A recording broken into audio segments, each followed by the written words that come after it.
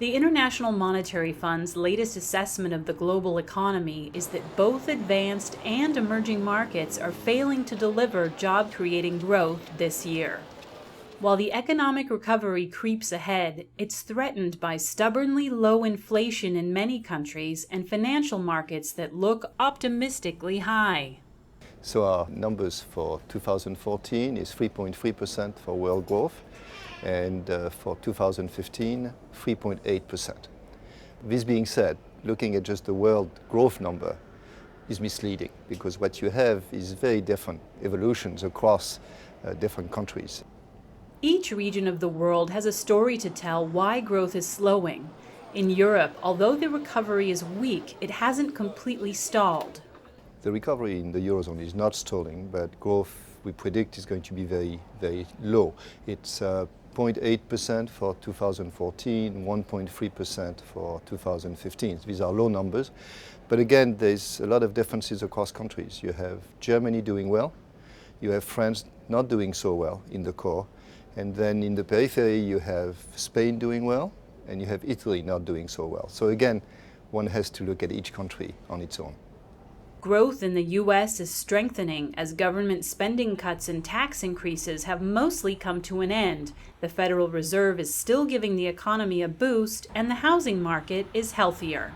However, the IMF is warning that there's a very real risk that growth in advanced economies could get stuck in a rut. If you look forward, what matters is potential growth, and there the news is not good.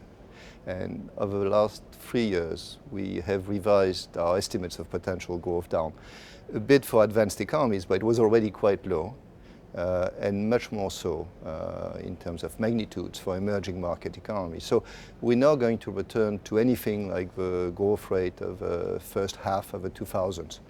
It's going to be lower growth looking forward.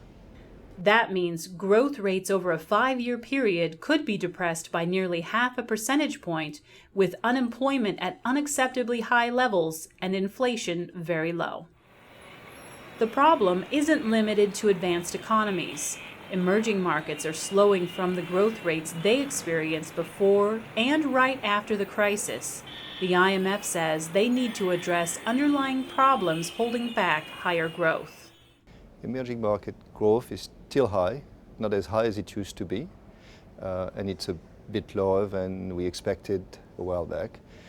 This being said, you have to look at differences across countries. So you have a country like China, which despite a slowdown in housing and credit, is maintaining growth at a fairly high level.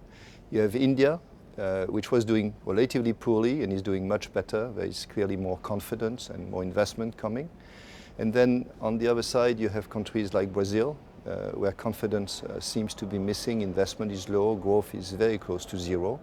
The IMF says that for countries in need of repairing highways, electrical networks, and infrastructure, now is a good time to invest while borrowing costs are low. For countries with efficient management of public investment, this can provide a much-needed boost to job creation and the pace of growth, both today and down the road.